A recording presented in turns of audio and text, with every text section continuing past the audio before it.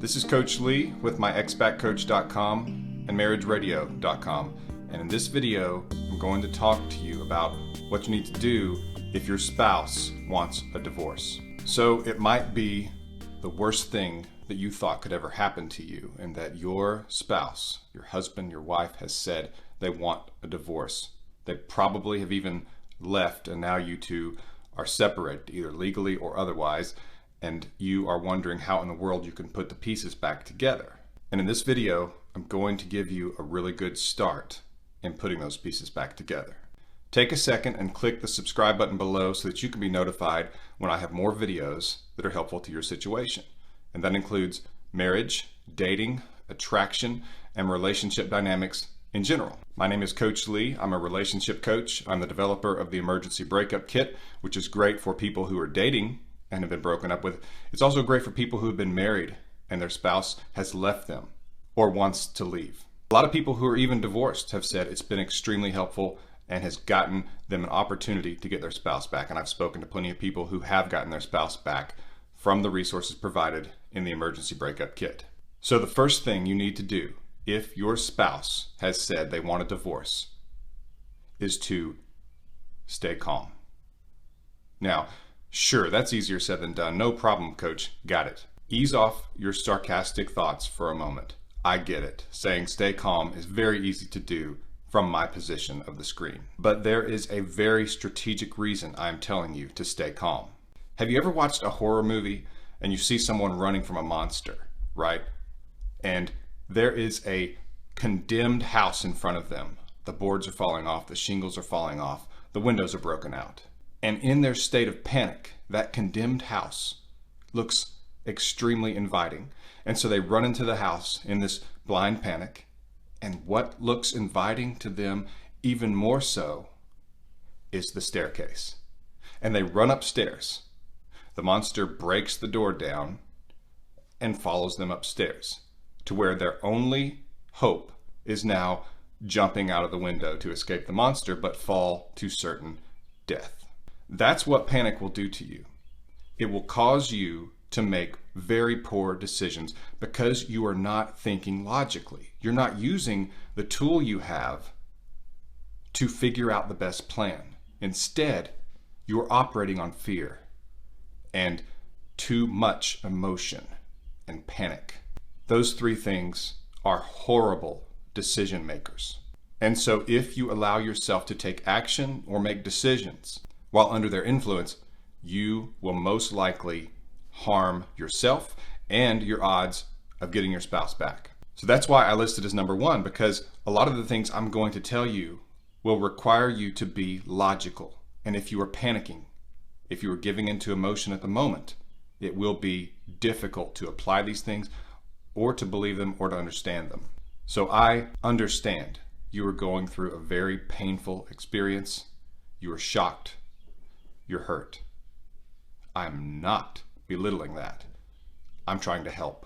So take a breath, do your best. Let's dive right in. The main reason you should not panic is because your spouse who wants to leave will pick up on that. And let me tell you that panic is not attractive. What you need right now is what is most attractive, and that is not always your presence, it's not always your words. We live in a world where talk show hosts have convinced us that we have to just spill everything that's on our chests. We have to get it off our chest, or else it'll be swept under the rug and we'll build up all this resentment and we'll just explode. Nothing could be further from the truth. Mature people don't just spill everything that's in their head, and they don't respond or get into disagreements when they're angry. They try their best to wait and to be constructive. My mom used to tell me, if you can't say something nice, don't say anything. And of course, anything can be taken to the extreme, and I'm not suggesting that you never ever bring up these things. But in this moment, when your spouse wants to leave, it's the exact wrong time to bring up issues, to beg, to plead, to try to convince them to come back. Why? because they want to leave. Their motivation is far less to deal with drama, to try to work on the situation, to want to experience a negative. They are not motivated. I speak to a lot of couples who are breaking up, and a lot of times it's a long distance couple or a long distance relationship. And they've been dating for a few years, and all of a sudden, one of them now says, it's just too difficult being in this long distance relationship because of the drive or the flight or whatever. You're 500 miles away from me. I just can't handle it anymore. And long distance relationships are certainly the most difficult that I've found, generally speaking, to be in as far as a relationship goes. There is just a ton of difficulty in being in a long distance relationship. But what you have to ask yourself is, what changed? Did the distance change? No, it didn't. So what changed? This person was gladly making the trip and has for a while. What changed? Their motivation changed. They weren't as motivated to keep doing it. Why? Because attraction fell. And so if your spouse wants to leave or has left you, they have done so because attraction has fallen. And maybe they've given you the dreaded, I love you, but I'm not in love with you. Now that's their way of saying, I care about you, but I don't feel that intense attraction that I used to. I have a video on limerence, which is the mental state people go through when they want to be with someone else. A lot of times people will have what's called a limerence affair, which is where they experience these incredible chemical highs from being with another person, a specific person, in fact. And most likely, they felt a degree or full-on limerence when they first started dating and developing a relationship with you. But the problem is that over time, limerence fades and that you can't get those same highs again with the same person. So when it's felt for another person, other than the spouse, it seems as though you've never felt this way before. This is your one opportunity at true love and intensity and romance. And that's most likely what they're going through if there's another person involved, which means you are white noise to them at the moment. They are intensely focused on this person. So again, the timing here is so important because their motivation is not to work on the issues to get back together with you, even if you have kids and a family. They are nearly in a state of being hypnotized by this other person, this relationship with them, this situation, or simply wanting to be away from you. They are so focused on it, and they see this as the goal that they are striving for. And so wanting to go back the other direction is not something they are interested in. And if you try to keep them from it, it makes it oftentimes even more attractive to go in the other direction. And so you must fight your instinct to beg, to plead, to cry. You must fight your instincts to send gifts because it comes across as you trying to bribe them many times. It's like, I don't have enough to offer you just as a person, so I'm going to try to give you gifts to get on your good side. That's how it can appear. I know that's not how you mean it. You mean it in that you love this person and you're wanting to demonstrate that. And I wish that you could, but you have to understand the mindset of a spouse in this situation, and it will not help. It will not work. So what do you need to do if your spouse wants a divorce? I have another video on the no contact rule, and I'm going to link to that in the comments below, as well as I will link to my emergency breakup kit in the comments below. You need to go into what is called no contact. That is, you need to apply the no contact rule. You don't reach out to them. They have said they wanted a divorce. They've said they wanted to leave you. You must give them part of that. Now, I'm not suggesting you give them the divorce. Some people are misled to think, well, if I just give them an easy divorce, maybe there's hope for us in the future because I didn't irritate them by fighting it. The problem is that once that divorce has happened, once it's final, it's far worse than even trying to put toothpaste back into the tube. It is very difficult because in their minds, they are free of the situation and it's like a wall has been put up. It feels more permanent. It feels more concrete. They are standing on new ground and they're single again and the world seems open to them and all their problems are over and they will probably find someone else. So, generally speaking, and I can't say this is every single situation, but most of the time you should fight the divorce. But you can't appear as though you're fighting it, at least not in these early stages. But you do need to give them their space and that silence. They need to feel that you are not fighting this, that you're not trying to get them back, that you are just standing where you are, which is actually the most powerful position to take. The person who is chasing is not in a position of power. And so they must not feel that you are fighting or trying to get them back or trying to stop them. They must feel that you have let them go, that they are experiencing what they want. That's the only way they can know that they don't want it. And you see, when they experience your silence, if they have any doubt, that's when that doubt becomes louder than you.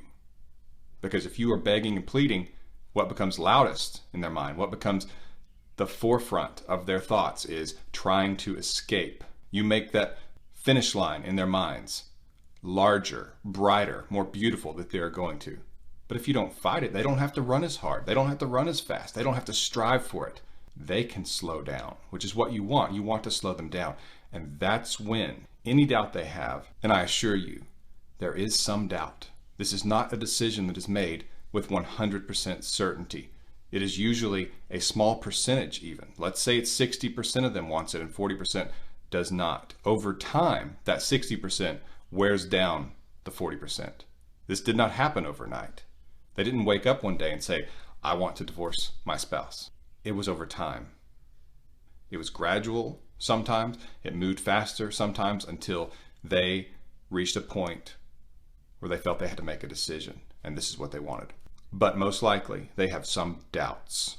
And if you give them the space, the separation, oftentimes those doubts surface and they must face them. And if they feel that they are losing you, that you're not fighting, you're not striving for it, and there's mystery around that, they wonder why you're not. What are you doing? What's going on? That's when they worry that you might be getting too far away, because they do have those doubts and they say, wait, I'm not totally sure about this. At least that's what they start thinking now. You see, at the moment, they're totally sure. They are resolved against you. They are a brick wall. You cannot fight them.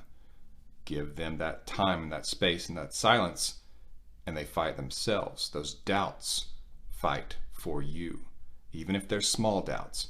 Because if they have small doubts, they want to try to keep you somewhat close just in case they change their mind. Now, this is especially true if there's another person involved. You cannot compete with them at the moment because they are in limerence.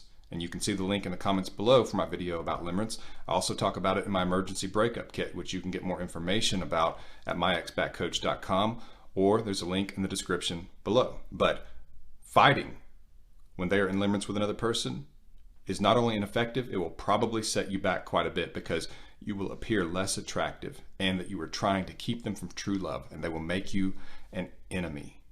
You cannot become an enemy because not only is attraction low, but now they are aggressively against you. And it's as though you are trying to keep them from happiness. You will actually bring these two people closer together because they will see you as with the rest of the world, and they are against the world with this person. It is them against the world, and you are part of that is fighting them, and they are going to fight together against you. Do not do that. It is a waste of time, but more importantly, it actually harms your efforts. It lowers the chances that you can get this person back and that you can reattract them. The next thing I'm going to tell you is that if your spouse is saying they want a divorce, you need to get a lawyer. And yes, you probably are thinking, no, because I don't want the divorce. I get that, but you've got to protect yourself. People become monsters in divorce because a lot of times they are so convinced this is what they want. People will file restraining orders against you without you even knowing it, and you show up at your own house and all of a sudden you're a felon. Now, the good news is a lot of states have changed the laws on that, and so now you get your day in court to prove if you're a danger or not, and if there should be a restraining order against you at all. But that's a sneaky, nasty, low tactic that lawyers convince people to do in this kind of situation because there's a lot of money in it for them. Trust me, I have watched people become monsters. And you may be thinking, no, it's not like that. Yes, it will be, because the lawyer will convince them that they have to protect themselves and that you are some narcissist or who knows what. And you may be thinking they're the narcissist. Well, they think that you are, probably, because we use that word today everywhere. Everybody's a narcissist if they don't want to be with me, right? At least that's what it seems like. And they will be convinced that you are evil, you are against them, and you are trying to keep them from happiness, which is the worst kind of evil. and they will lawyer up most likely, even if they tell you they're not. You have no idea how many times people will say to the spouse they're leaving, no, I'm not going to get a lawyer. It's going to be simple. And then they show up with a lawyer, and all of a sudden, the person in your shoes is taken advantage of, is ruined in many ways because you didn't have legal representation. And trust me, you don't know how to operate in that world unless you have a professional telling you how. So at least get someone on your side, tell them the situation. They can tell you what not to say because that's very important. Your emails, your text, they will all be kept most likely by this person. And you can say things that are slip-ups that can hurt you don't even realize. So I understand you want them back, and that's what I hope for you, and that's what I'm trying to help you do. But you've got to protect yourself because, again, what did I say? If it's too easy, if they get the divorce too quickly, your odds of getting them back diminish greatly. And your lawyer will slow things down because the whole process is slowed down when you have two lawyers who are playing a game of chess. And yes, I'm sorry that it might come to that, but it's during that time when you've slowed it down that limerence can wear off, that those doubts can take hold in their mind, and they can start to think that maybe they made the wrong decision and that they don't want you to get too far away because they're not sure they want to lose you. Any confusion, any pause is what you need right now. So yes, get yourself a lawyer to protect yourself and to slow things down. Trust me on this one. You will thank me if you weren't going to do it in the first place. It hurts nothing to make sure that you're protected, and it makes sense. The third thing I'm going to tell you to do, make yourself as attractive as possible. Attraction is physical, emotional, and intellectual. So work on those three areas. Spend time with close friends and family, people who won't divorce you, people who don't break up with you. Be with those people. Contact your friends list. You can probably write down 15 or 20. Contact them and say, I'm going through a rough time. Could we get together this week? I just want to hang out. You can probably do that 3 or 4 nights a week. That would be great for you. There is good information out there that says that can help you get out of the depression, get out of the anxiety that comes with this situation. So just contact a good friend and say, I really need to see you this week to hang out. I'm just going through a rough time. Now, I would suggest that when you're with them, be careful about going on and on about it. Yes, tell them your situation, tell them you're going through some difficulty. If you feel you can share and can talk to them, be careful not to be negative about your spouse because you don't want to get him back to them or their lawyer.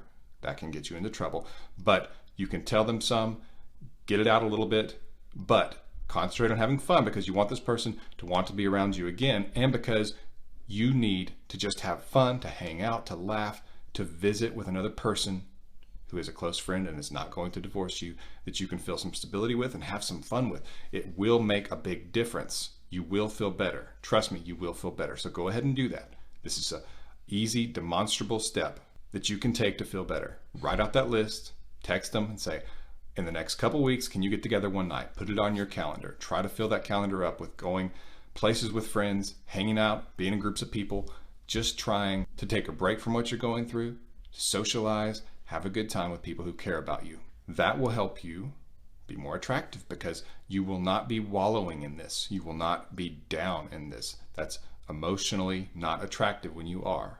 And of course, if your spouse sees you, hears about it, and the odds are very good they will, even if you are not trying to make them do so. And we want you to look as attractive as possible, emotionally speaking, and of course, physically speaking. Take care of yourself. Just because you are down does not mean that you don't fix your hair, that you don't shower. It doesn't mean that you ignore yourself. You owe it to yourself to look as good as you can. Dress nicely when you go out. Bathe. Do your hair. Ladies, do your makeup as you normally would. You want your spouse to see you as physically attractive. That's part of the equation. Is it shallow? No, it's not. It's just how we are as humans. That's why we have eyes. We are built to look at someone and say, that person is attractive, and to feel things, just like we're built to be emotionally attracted to other people or intellectually attractive. It's part of the pie. It's part of the whole thing.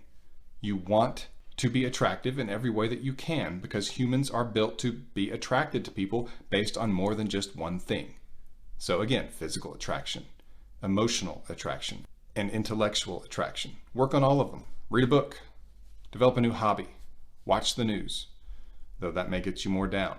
But try to learn about what's going on in the world so that if your spouse does have that moment of weakness, if those doubts resurface and they just want to see you for coffee, you'll have something great to talk about. And that's again where I want to tell you, if you meet up with your spouse and have conversations, do not talk about the issues or the difficulty or the pending divorce or whatever. Try to keep it light. Now, they may bring it up and you will have to answer, but as much as it is up to you, keep the conversation light.